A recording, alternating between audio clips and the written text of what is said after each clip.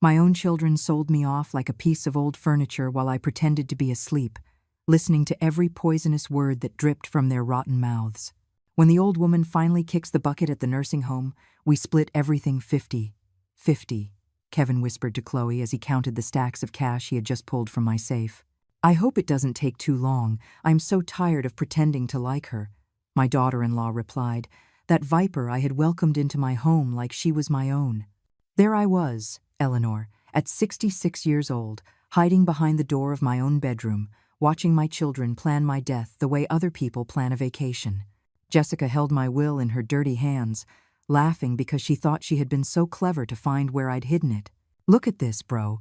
It says here she's leaving us everything, split right down the middle. Good thing she never found out we already read it. The stench of betrayal filled my house, mingling with Chloe's cheap perfume and the smoke from the cigarette Kevin was smoking over my green velvet sofa, the one I bought when they were just kids, and I still believed in the idea of family. The light from the crystal lamp, which had belonged to my mother, illuminated their demonic faces as they carved up my life like butchers.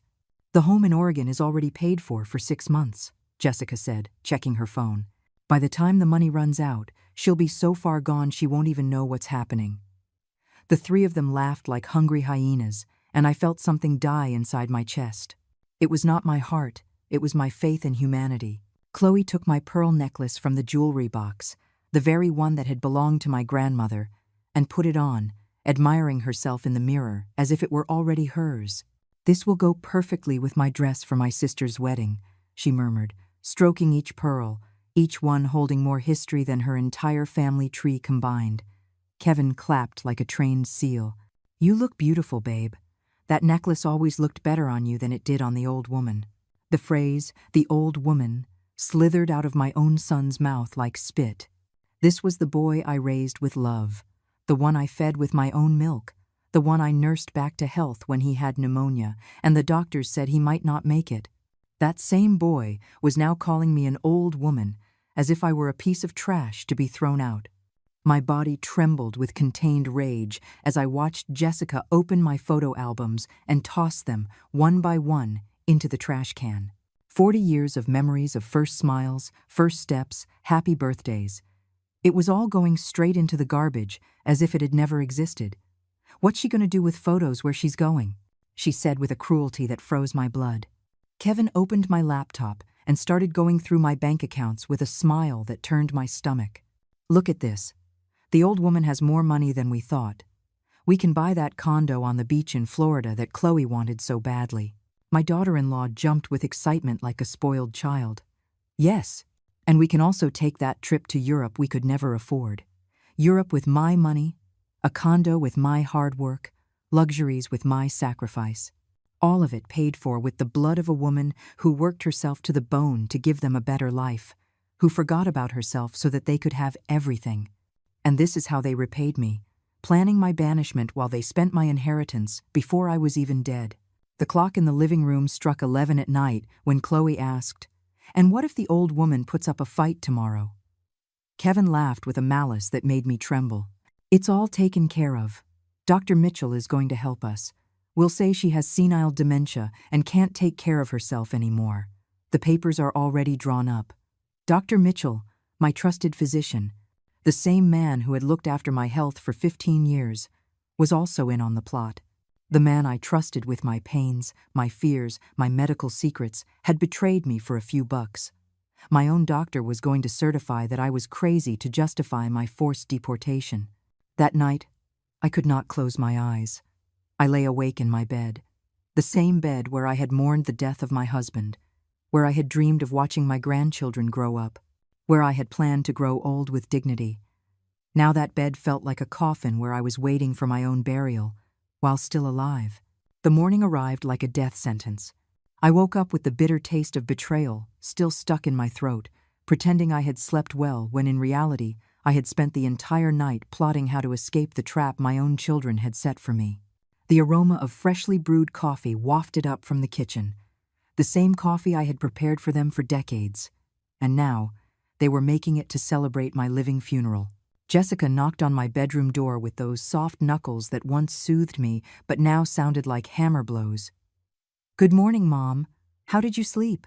Her fake voice, sweetened like poisonous honey, made me nauseous.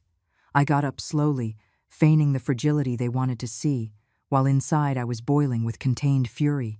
I went down the stairs, gripping the handrail like a helpless old woman, each step calculated so they would not suspect I had discovered their diabolical plan.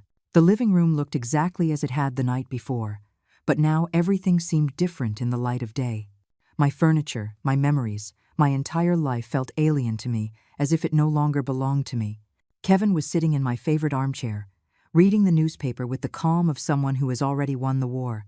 He was wearing the blue shirt I had given him for Father's Day, the same shirt that now looked like a loving son costume. "Morning, Mom," he said without looking up from the paper, as if it were just another normal day, and not the day they were going to exile me forever. Chloe was in the kitchen, preparing breakfast, using my fine china plates, the ones I only brought out for special occasions. How ironic that my last breakfast at home would be served on the dishes reserved for great celebrations. "I made your favorite toast, sweetie," she said with that fake smile I now recognized as pure performance.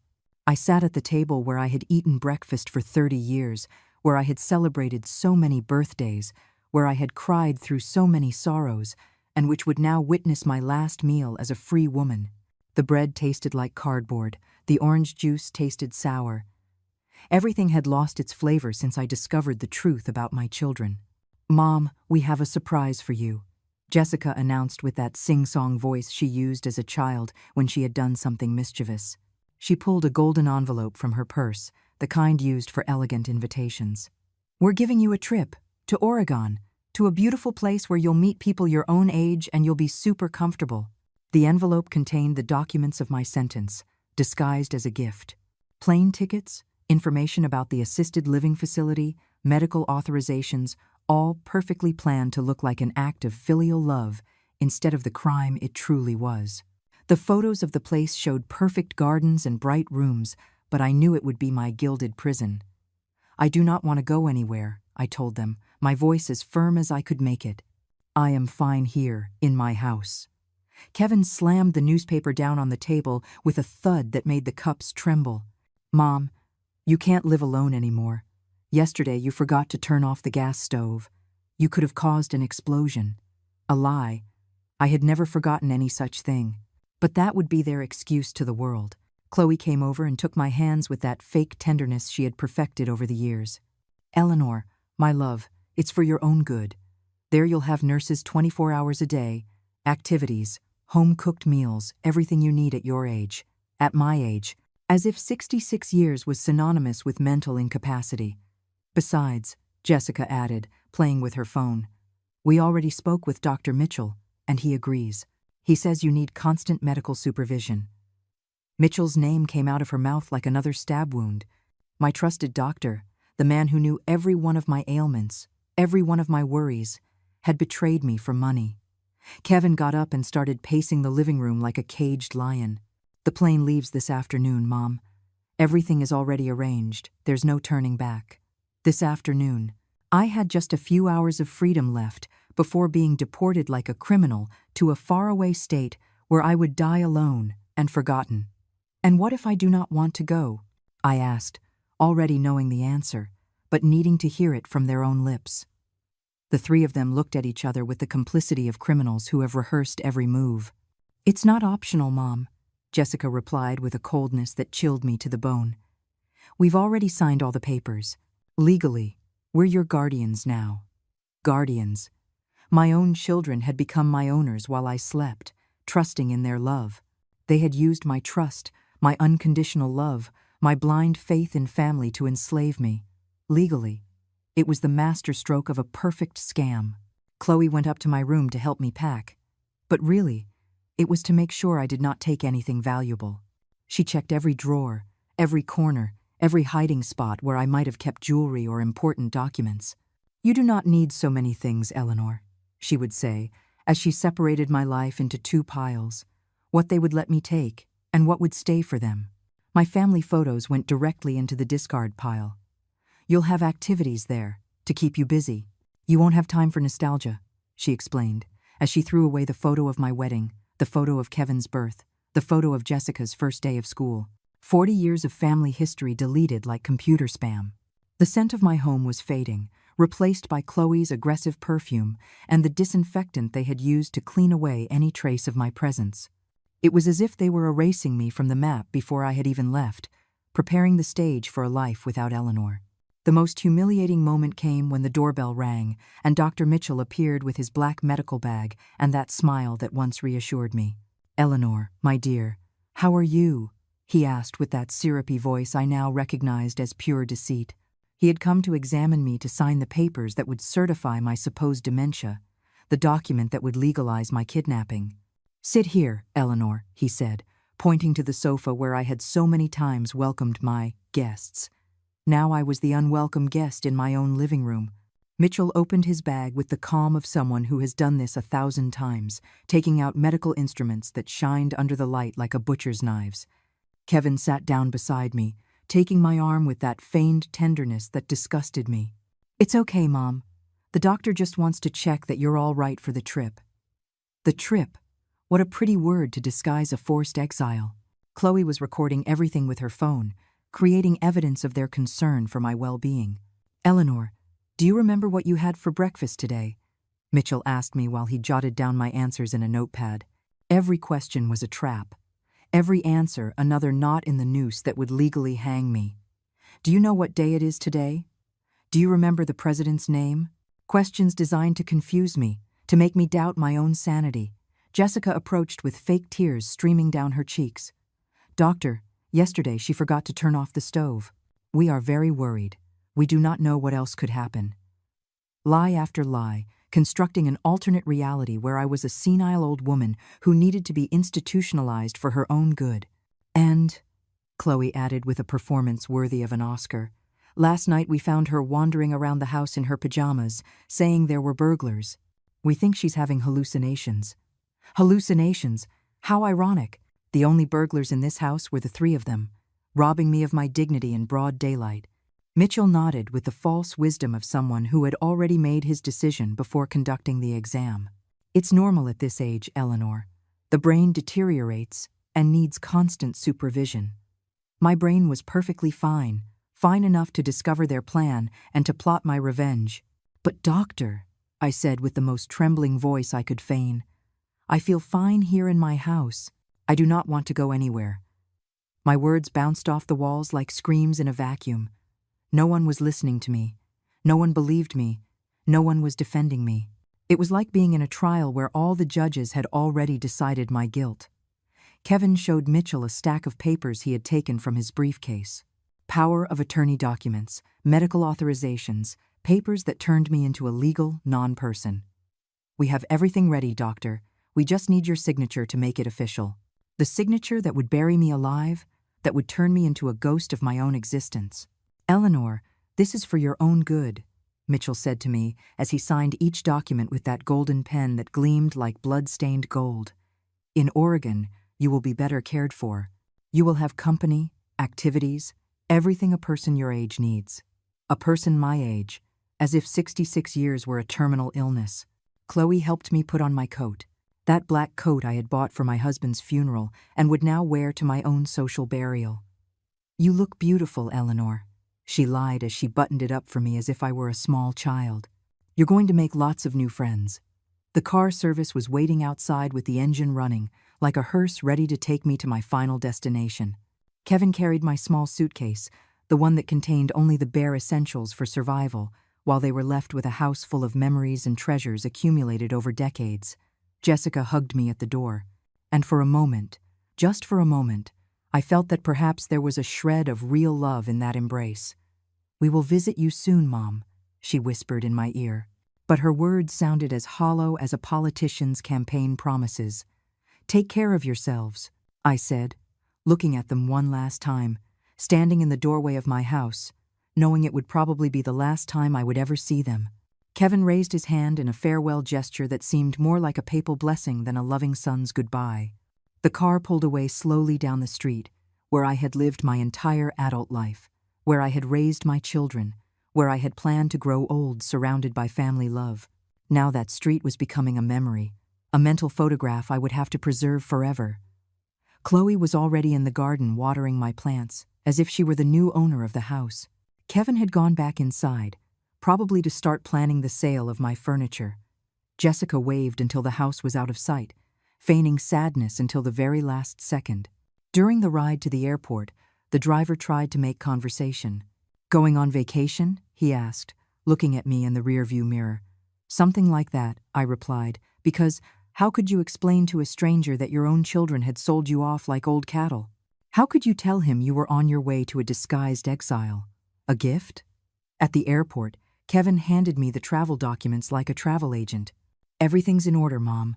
When you arrive, someone from the home will be waiting for you." Someone from the home.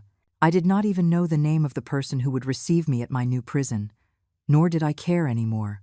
The plane took off, carrying my last vestiges of hope into the gray clouds that covered the sky. An 8-hour flight to the place where my children had decided I would die alone. 8 hours to process that the family for whom I had sacrificed my entire life had betrayed me in the most cruel way imaginable. The flight attendant smiled at me with professional kindness while I pretended to read a magazine. But the words blurred between the tears I refused to shed. Upon landing, the Oregon chill hit my face like a slap of reality. A man holding a sign that read, "Eleanor Morrison, Meadowbrook Fields," was waiting for me at the exit, dressed in a white uniform that looked more like a nurse's than a driver's. "Mrs. Eleanor, welcome to Oregon," he said with the forced courtesy of someone who works with disposable elders. The drive to the home was a tour of my new reality. Unfamiliar streets, familiar language but strange accents, faces that would never know or remember me. It was a beautiful state, but for me, it had become a gilded prison where I would serve my sentence of abandonment. Meadowbrook Fields rose up like a white marble palace, with perfectly manicured gardens and windows that shone under the afternoon sun. It was exactly as it had appeared in the brochure, beautiful on the outside and cold on the inside. The director, a 50-year-old woman with a commercial smile, received me in the lobby as if I were a tourist arriving at a luxury hotel. "Mrs. Eleanor, what a pleasure to have you with us," she said while she reviewed my papers with the efficiency of someone processing human cargo. "Your family has told us so much about you. You're going to be very comfortable here. We have activities, physical therapy, entertainment, everything a person in your situation needs." My situation, as if being abandoned by your children was a disease with a scientific name. I was assigned to room 204, a small but clean room with a view of the garden, where I would spend my last years watching flowers grow that others had planted, while my own children sold the flowers I had cultivated for decades. The first night at Meadowbrook was the longest of my life. The bed was comfortable, the food decent, the staff friendly, but none of it could fill the void I felt in my chest. There were elderly people playing cards in the common room, others watching television, some painting landscapes, all pretending that being there was a choice and not a sentence.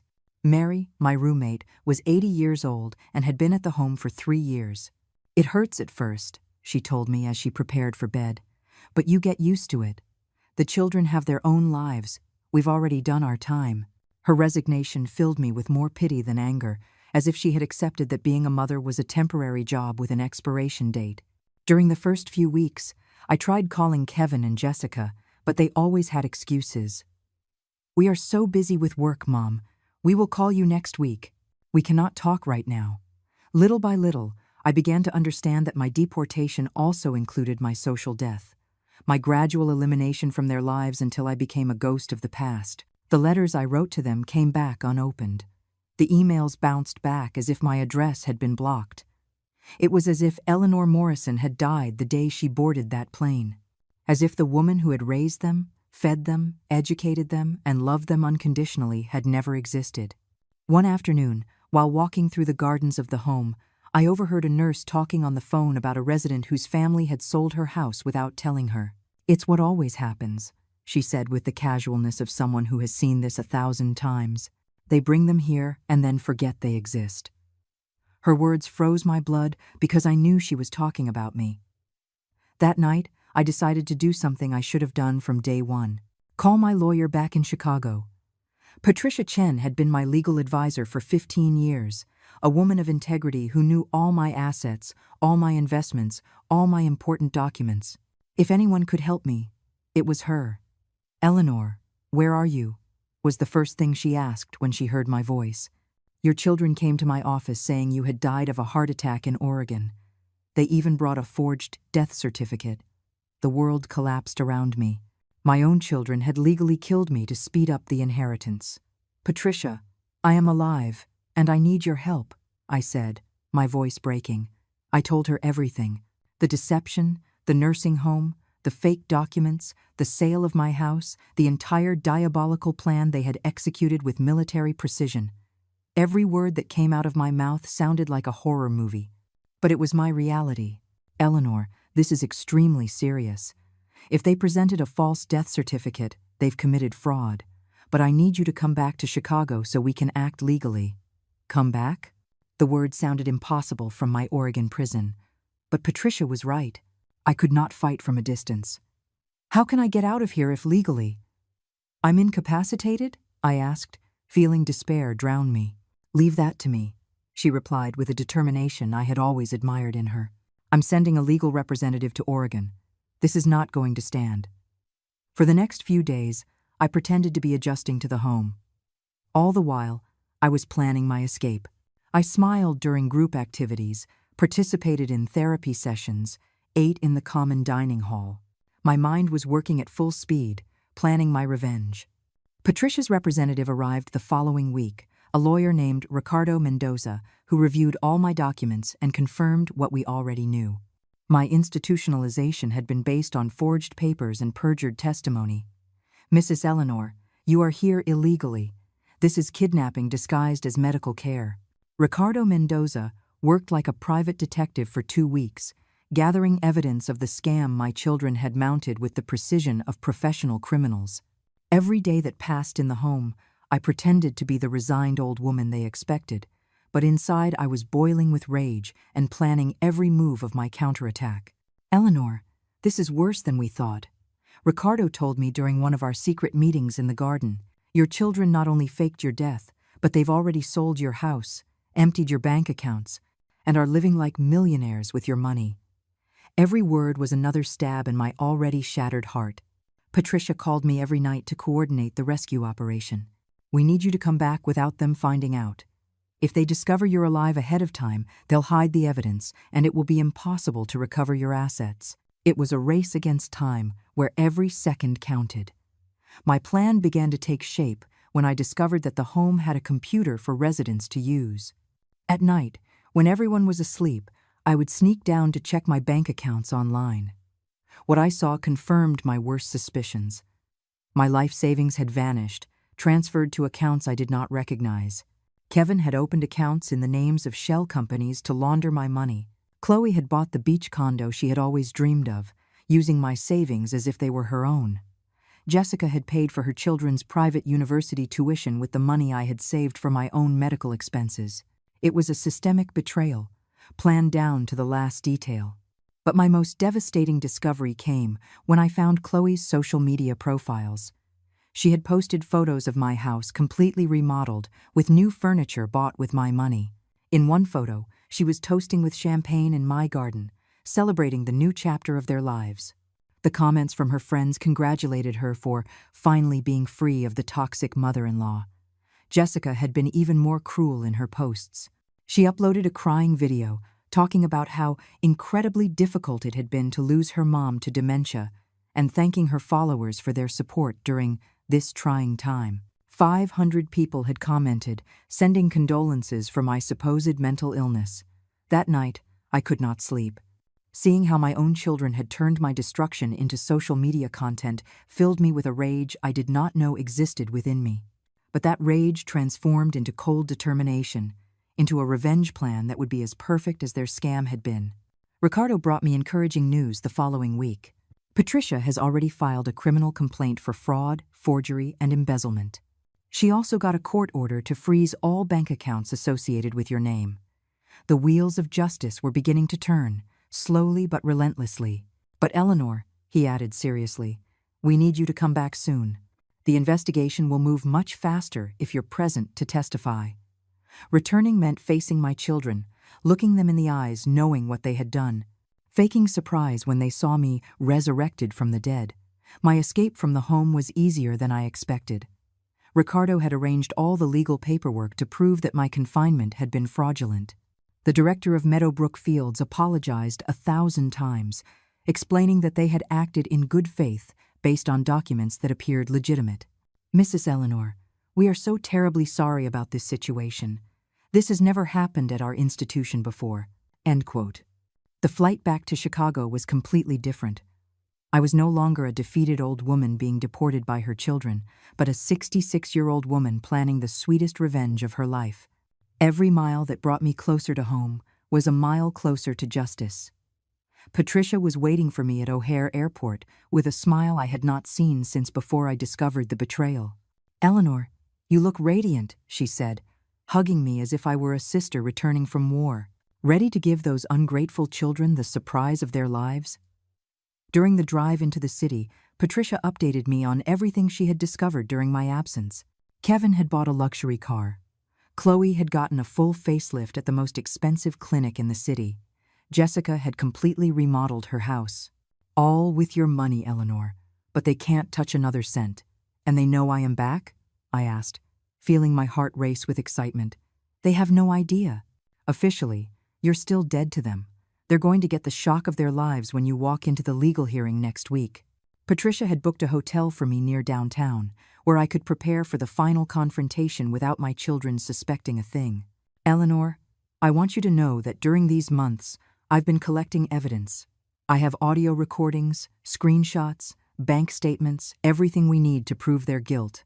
That night, in the solitude of my hotel room, I looked at myself in the mirror and saw a different woman.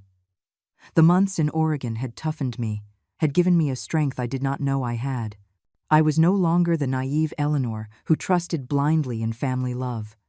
I was a wiser, stronger, and definitely more dangerous Eleanor. "Tomorrow, we begin the counteroffensive," I said to the mirror as I prepared for sleep.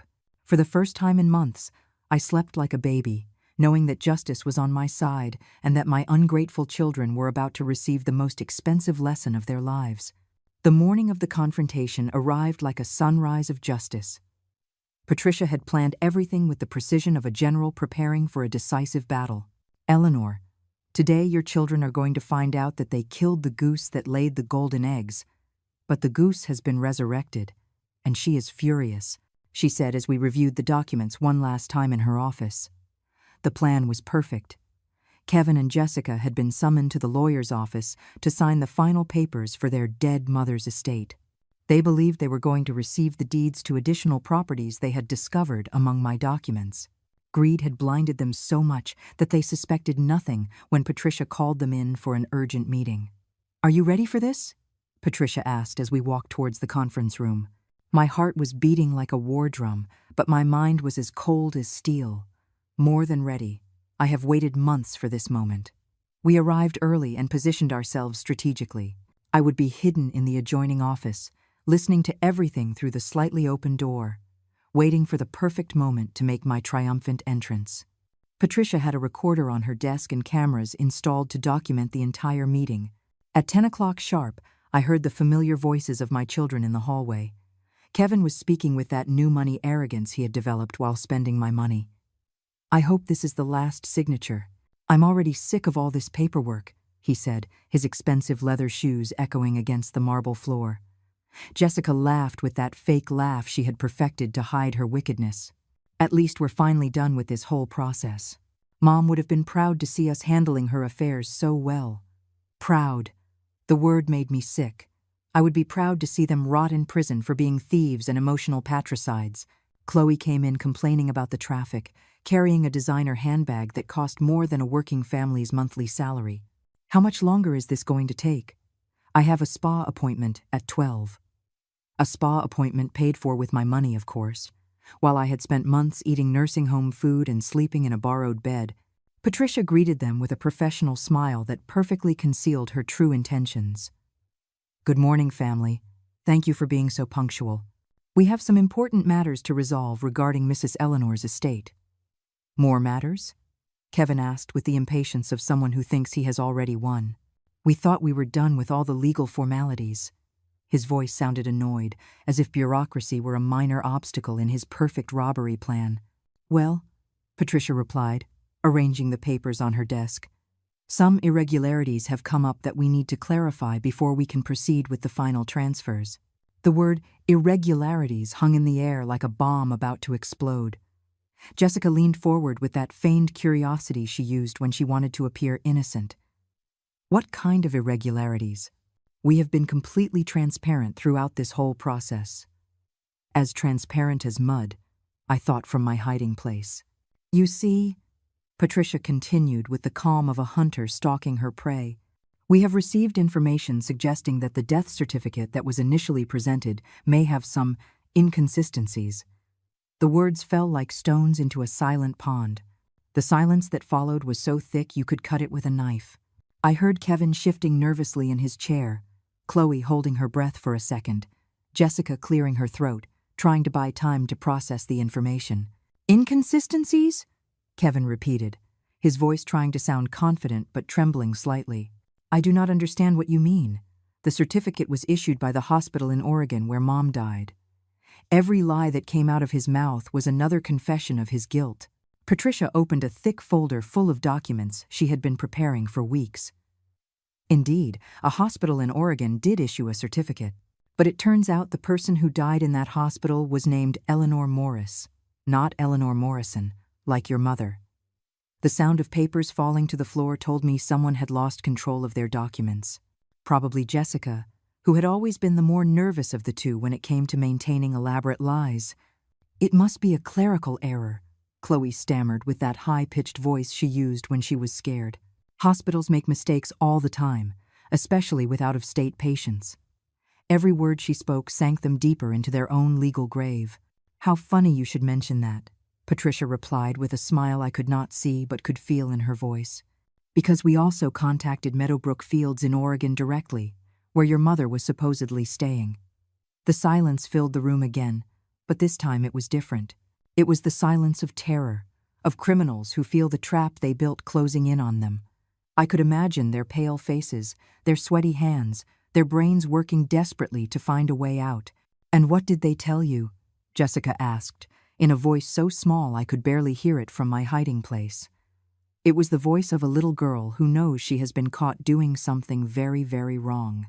They told us something very interesting, Patricia continued, savoring each word like a fine wine. They told us that Eleanor Morrison had been discharged 3 weeks ago and had returned to Chicago. Very much alive, very lucid, and very upset about having been institutionalized based on falsified documents. The uproar that followed Patricia's words sounded like a symphony of panic. Chairs falling, muffled screams, footsteps running towards the door. But Patricia had locked it, and my dear children were trapped in their own scheme like rats in a maze with no exit. That's impossible, Kevin shouted, his voice cracking like glass under pressure. My mother is dead. We saw the certificate. We paid for the funeral. Every word was another confession of his guilt. Every shout another proof of his desperation. Jessica started to hyperventilate, that broken, gasping sound she used to make as a child when we caught her in a lie. Patricia, this has to be a mistake. Mom died of a heart attack in Oregon. We did everything by the book. We consulted doctors. We followed procedure. Her voice faded like smoke in the wind. Procedure? Patricia interrupted her with a coldness that filled me with pride. Are you referring to the procedure where you forged your mother's signature on legal documents? Or the procedure where you bribed a doctor to certify a non-existent case of dementia? Chloe tried to maintain her composure, but her voice trembled like a leaf in a storm. We acted in good faith.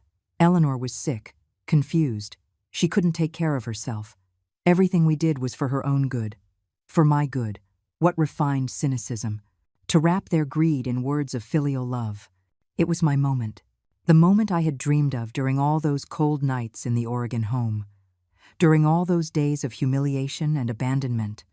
I rose from my chair with the dignity of a queen returning to reclaim her usurped throne. I opened the door to the adjoining office and walked into the conference room like a ghost returning to settle scores with the living. The silence that followed my appearance was so absolute, I could hear my own heart beating and the sound of 3 souls plummeting into hell. Kevin was the first to see me, and his face transformed into a mask of pure horror. The blood drained from his face as if he had seen death personified. "Mom?" he stammered, his voice sounding like it came from beyond the grave. But you're dead?" I completed his sentence with a smile I had been saving for months. "No, Kevin. Very much alive, very clear, headed, and very, very angry." My voice sounded different, deeper, more powerful. It was the voice of a woman who had been resurrected to serve justice. Jessica fainted. She literally collapsed in her chair like a sack of potatoes, her eyes rolling back as her brain refused to process the reality of my presence. Chloe held her up with trembling hands, but her eyes were fixed on me as if I were a supernatural apparition.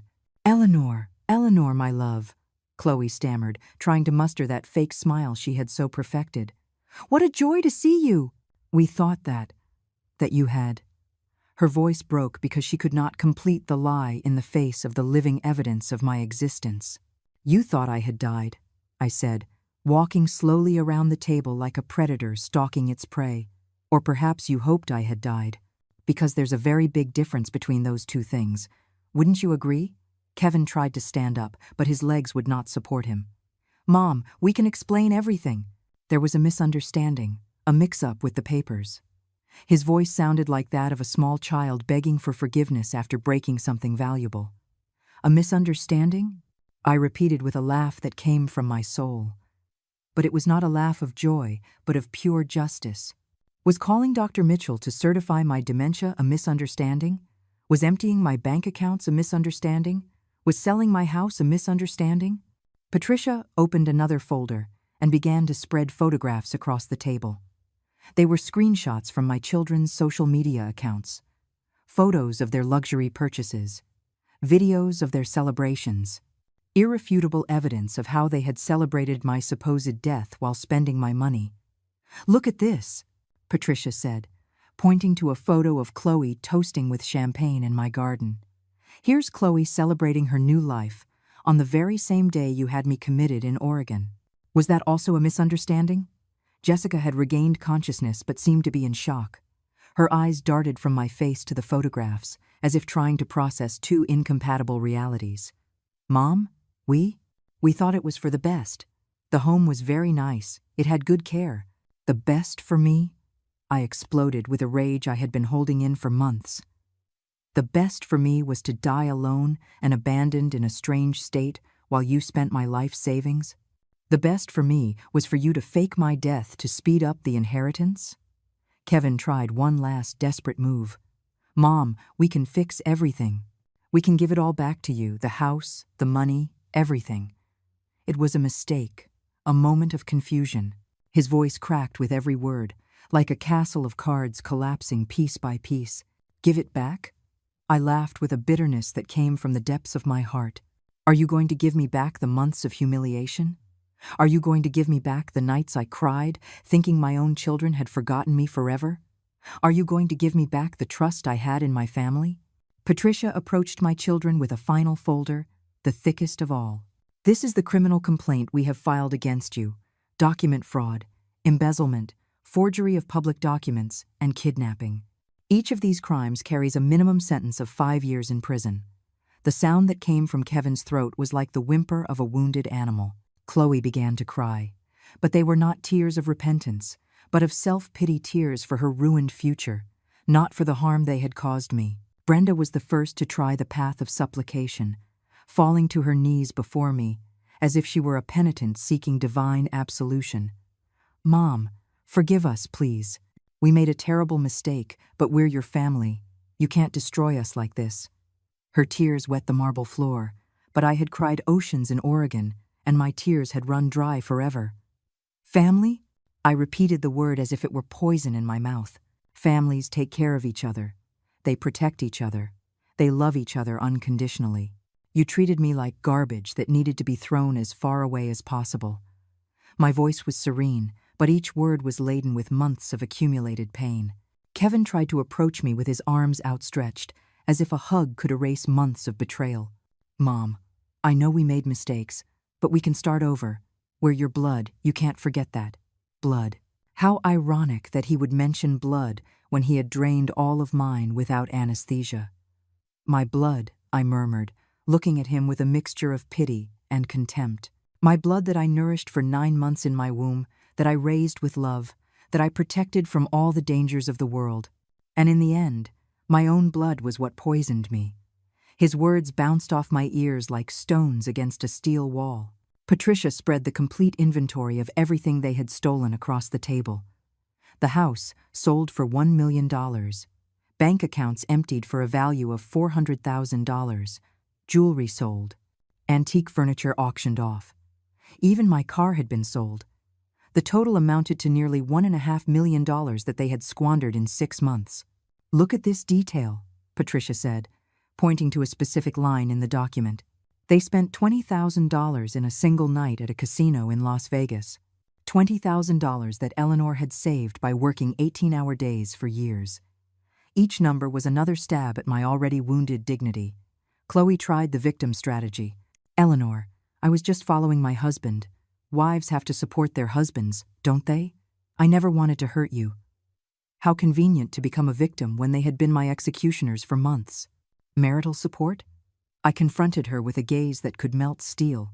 Is marital support recording videos of yourself crying over my supposed dementia while you spend my money on plastic surgery? Is it marital support to post on social media that you had freed yourself from the toxic mother-in-law? The color completely drained from Chloe's face when she realized we had seen her posts. Her mask of the loving daughter-in-law collapsed like a house of wet cards. Eleanor, those posts. I was confused, hurt. I did not know how to process it all. Confused? I exploded, rising from my chair with an energy I did not know I had. I was the one who was confused in that Oregon home, wondering what I had done wrong to deserve such a punishment. I was the one who was confused when the letters I sent you came back unopened. Kevin made his last desperate attempt at emotional manipulation. Mom, think about the grandchildren. They love you.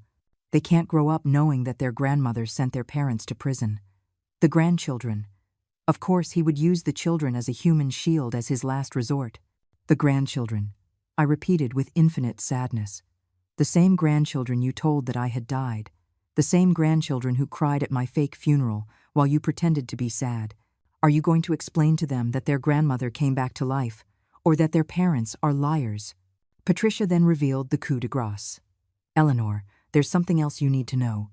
We found evidence that this was not a spontaneous decision. They planned your institutionalization for at least 6 months. We have emails between them discussing how to divide your inheritance since January of this year. The silence that followed was sepulchral. 6 months. They had been planning my exile for half a year, smiling to my face while they plotted my destruction in secret. Every hug, every I love you, Mom, every smile had been a performance while they prepared my living burial.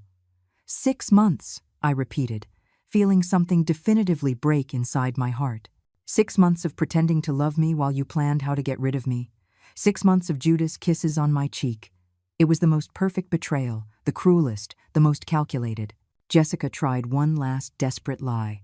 Mom, those emails were misinterpreted. We just wanted to secure your future, to find the best place for you to be comfortable. Her voice was breaking because not even she believed her own words. Patricia read one of the emails aloud.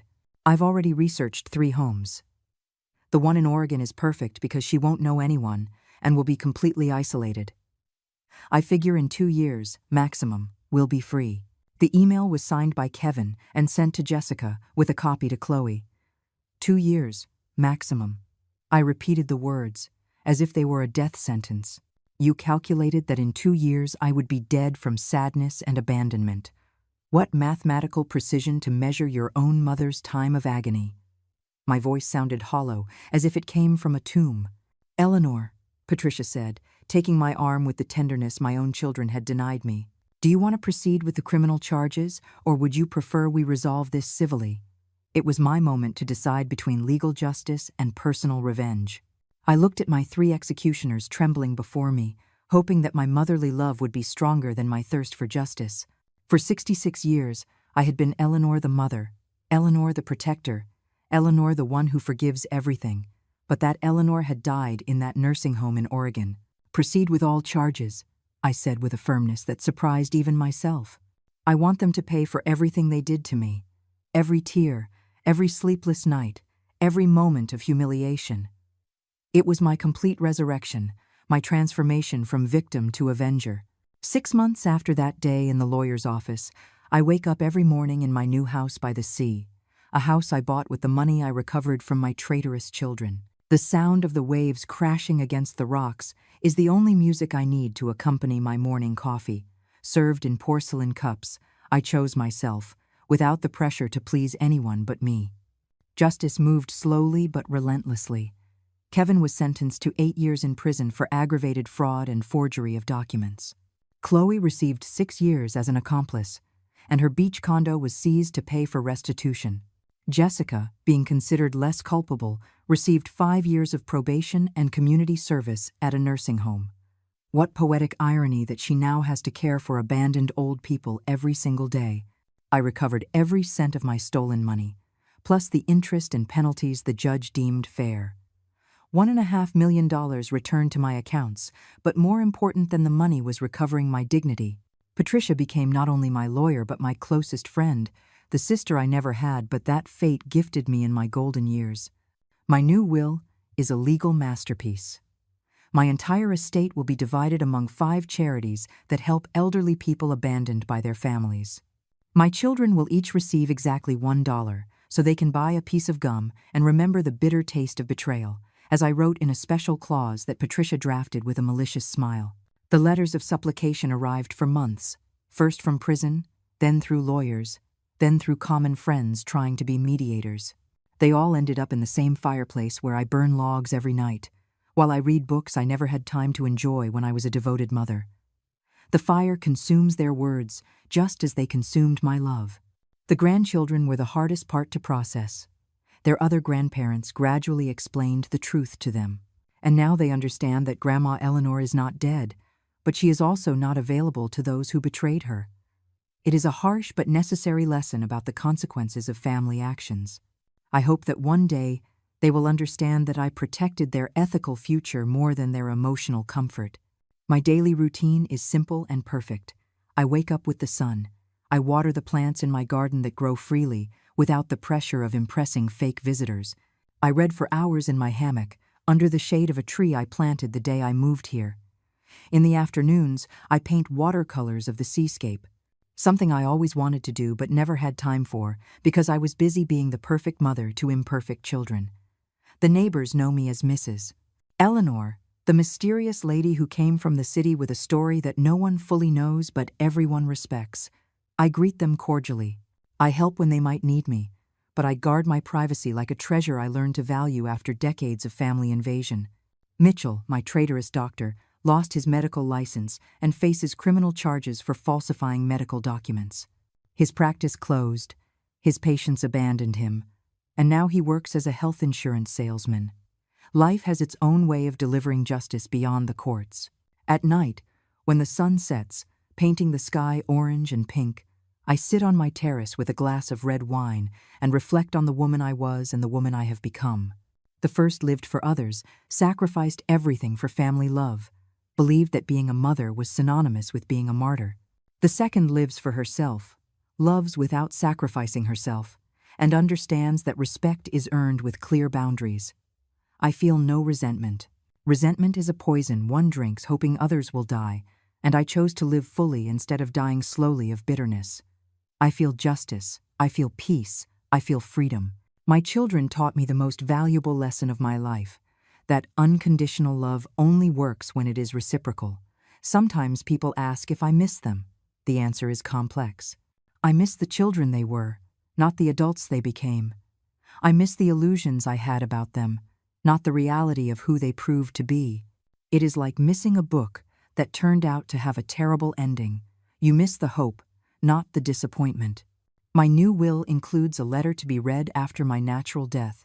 In it, I explain that I chose to die surrounded by dignity rather than live surrounded by hypocrisy, that I preferred honest solitude to false companionship, that I learned that sometimes the purest love is the one that withdraws when it is no longer valued. This morning, as I write these reflections in my journal, the mailman arrives with a certified letter. It is from Kevin, from prison, another plea for forgiveness. Without opening it, I walk to the fireplace where the morning fire is burning. The letter is consumed in seconds, turning into ashes that rise up the chimney towards the blue sky. I sit in my favorite armchair, the one I chose for comfort and not to impress visitors, and I open my book of poetry to the marked page. I read aloud to myself, because my voice deserves to be heard, even if only by my own ears. Outside, seagulls fly free over the infinite ocean, and I smile because I finally understand that the true inheritance I can leave is not money or property, but the example of a woman who learned to value herself before it was too late. The sea breeze comes in through the open window, carrying away the last vestige of the Eleanor I was, and blessing the Eleanor I am. I do not need forgiveness from those who betrayed me, because I have already forgiven myself for taking so long to love me. This is my true resurrection. Not returning to the life I had, but being born into the life I deserve.